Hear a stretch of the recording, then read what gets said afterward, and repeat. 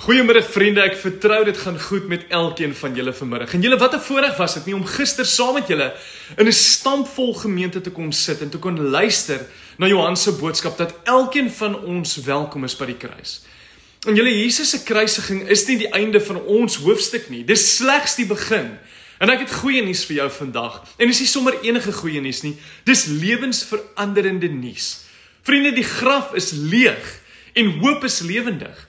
Jesus het nie in die graf gebly nie, hy het opgestaan. En vriende, omdat hy leef, is daar vir my en jou hoop. Ons het vrede en 'n doel. Dit maak nie saak waar jy jouself in jou lewe bevind nie. En hierdie opstandiging Sondag vier ons die grootste oorwinning van alle tye. En vriende, jy is uitgenooi.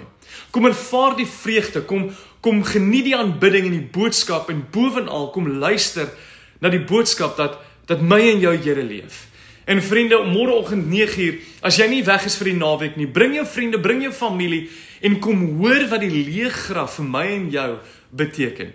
Vriende, ek hoop om jou môreoggend 9:00 daar by Palm Grove Center in Durbanville by Tygerberg Gesinskerk te sien. Mag jy 'n absolute geseënde dag verder beleef en ek hoop om jou môre daar te sien. Seënwense.